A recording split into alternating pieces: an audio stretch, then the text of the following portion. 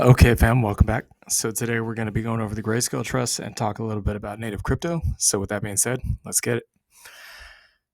Okay, so I was at the gym, and typically in between sets, when I am at the gym, I'll usually check the native crypto space.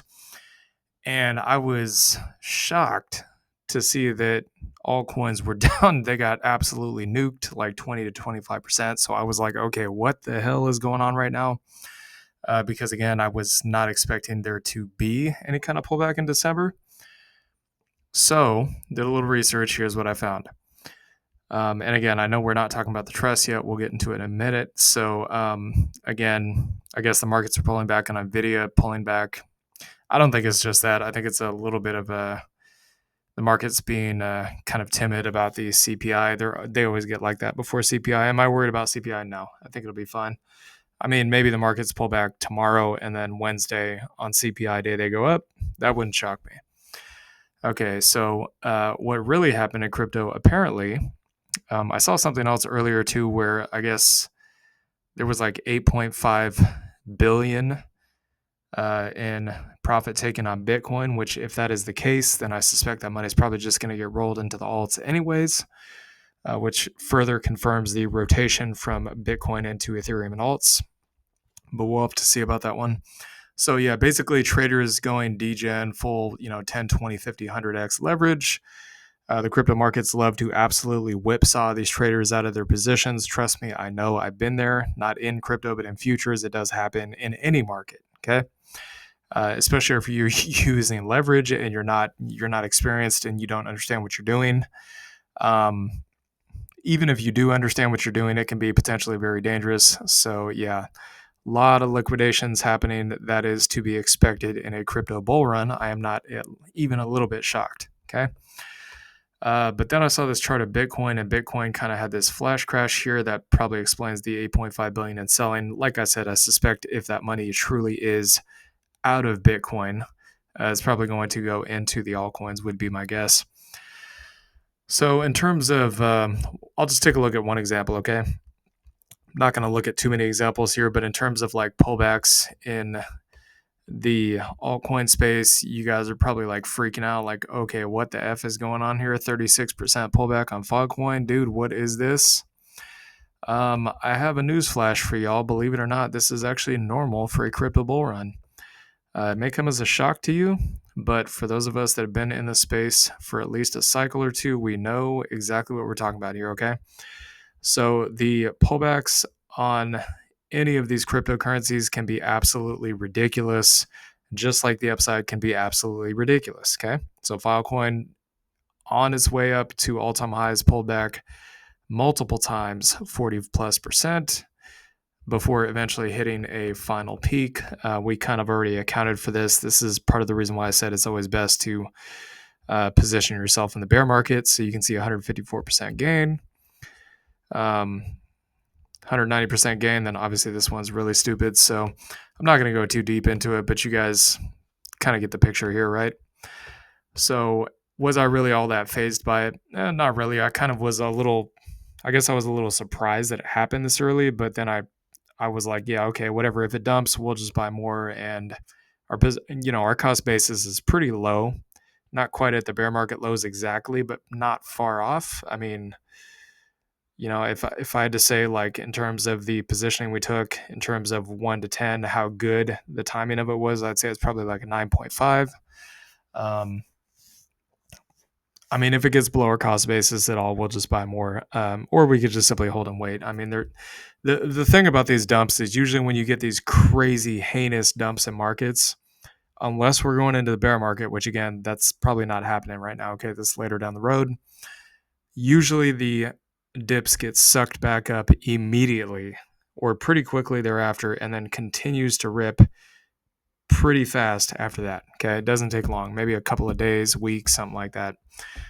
So yeah, anyways, I suspect that this dump is not going to last very long. And another thing I do want you to understand about this is the fact that there is even this much volatility, and we've had some dumps that have been this crazy already, tells me that we're already in full swing in the bull run. Okay, because if we were not in the bull run, the dumps coming off of these major rips that we've just seen, probably would not be happening. Okay, we'd be doing something like this, going sideways instead of having a huge pump followed by a huge dump, and then of course the huge pump is probably going to come after that. Okay. All right, so let's get into the truss here. Oh, just so you guys know, it was not just the truss and the native space that got dumped on. A lot of the stocks in the market got dumped on also, and the miners got dumped on too. So yeah, pretty bad day overall. But again, you got to understand, okay, the market moves in waves. If it could just go straight up like Burj Khalifa, it's going to come down straight down like an elevator. We don't want that. Okay, we do want pullbacks along the way, because pullbacks are healthy for the market. That gives the market time to continue to climb higher for a longer period of time. Okay, even if the volatility is extreme. All right, so let's get into the truss now. So pretty bad day on the truss, but again, like I told you guys before, if you didn't get in back here, you missed out, but it looks like you may have a second wind here. I don't know how long this is going to last, how long these prices are going to be down here, but if you were like, man, I wish I had bought down here and now it's up here, well, you might have your chance right now. Okay.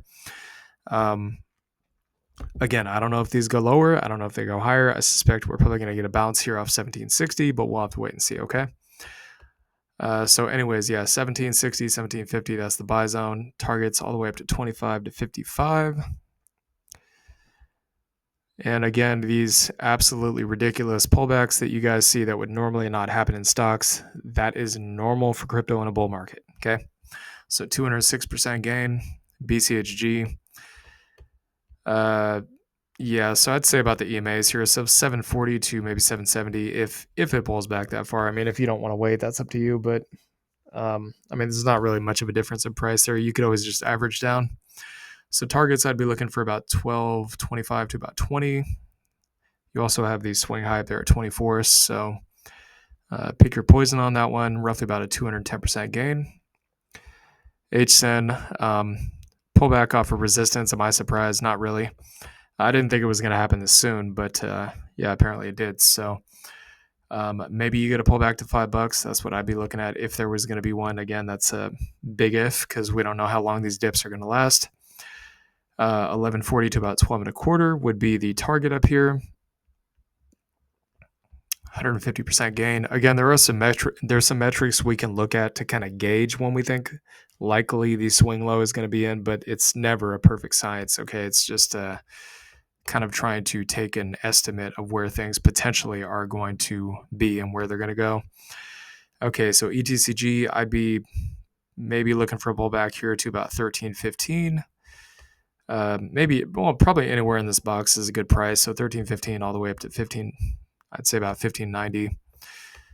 And then could go as high as 20 here, and then obviously above and beyond that, 40 to 50. So since these two zones are so close, it's only 26% gain from that point. I'd personally be looking to target the higher zone up here, so about a 275% gain, assuming you can buy at the bottom of this zone down here. ETH, so we kind of got temporarily trapped here, kind of at these highs. Again, told you guys time and again, usually when we approach highs and we're getting ready to break them, there's probably going to be some people taking profit, maybe even some bears sitting there like, nah, not today, son. Believe it or not, that happens. It's people that will literally wait and be like, okay, yeah, I'm going to dump on these guys right here, man. I'm going to short this, you know what, and screw these guys over. It's twisted. I know. Trust me. I'm not a bear, okay, but the bears think this way, okay? They love dumping on people's heads. They love seeing companies go to zero. It's ridiculous, but that's how they think. Unfortunately, the market has to have bulls and bears in order to operate. It's just the way it is. So for a pullback here, I'd be maybe looking somewhere between 26 to, I'd say about 28. Target up here at the cup and handle target, so 53. About 105% move here. GBAT, oh, that's a yeesh. That's a pretty nasty looking candle. That is a very long wick on a shooting star. I don't like that, but we'll see how the next 3 days go. So maybe a pullback into the EMAs here, about 820 to 10. I'd say anywhere in there is a good buy, because You have both support and the EMAs holding there for the bulls. About 305% move on that, assuming that happens. FILG, maybe down to 60 might be a good bet. If you guys are worried about lower prices, 35 to about 43. Of course, you had weeks to buy in there, but there's always a possibility for a second chance or other opportunities. 400 is still the all-time highs until we get past it. 565% gain. GLIV, so we did not get a confirmation candle above the white line here, but it does not mean that cannot change by the end of the week. So for now, I would say anywhere from 1518 to about 19, or 1580 to about 19. Pretty good buy zone, and then 80 at the highs up there. About a 385% gain. G-Link, so yeah, this one's pretty much the same as FILG. I don't know if you can, or not this one, sorry, GBAT. So I don't know if you guys notice the similarities here. The EMAs are sitting right below the support. So that's pretty good indication that the support is probably going to hold. So 66 to about 85. And then the all-time high is a target, so 220. 230% gain. GSOL. Man, I don't know what is going on with this one. Someone said there was a stock split on this. I'm not sure how that works, but regardless, it should theoretically be going up with the rest of crypto. I can't say for sure what to expect with this one, especially if there's a stock split that took place, which, yeah, I guess there was. I guess there was a 5-to-1. But I do know this. If crypto is going up and it continues to go up, especially during alt season, this should theoretically still go up. Plus, we also have a turning here of the lighter shade of red on the histogram, which means the bear trend is weakening, so this thing could reverse. Personally, I mean, none of these other ones have stock splits, so I would probably, me personally, I would not be touching this one at this point, knowing that a stock split happened. But I don't know. I mean, it's your guys' call. You can do what you want to with this one. I'm just going to give you the zones, and you can do as you please with it. So 24 to 50, basically this box we're in would be the zone. I don't know why it looks like this. I'm going to have to redo all these charts. Okay, so next level up here, roughly about 170 to 200. Again, that would be a pretty good move.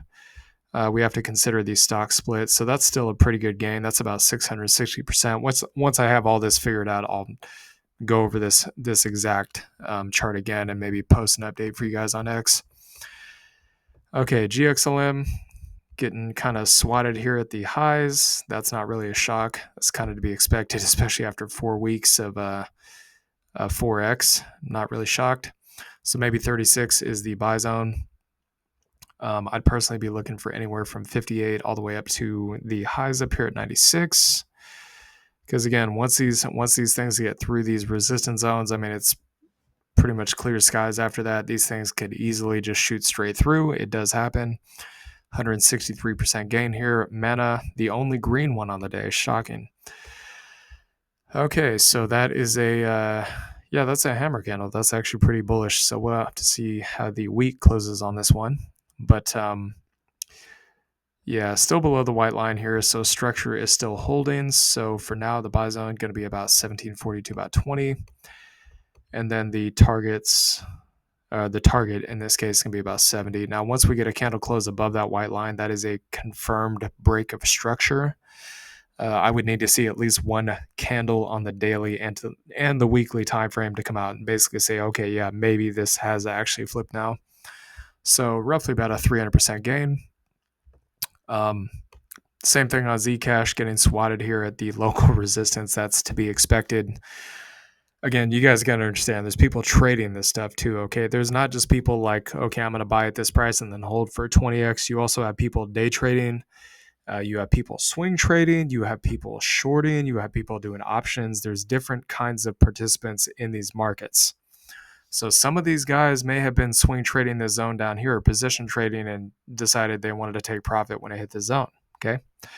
Doesn't mean it's not going to go higher. It just means that temporarily it got stopped, all right? So anyways,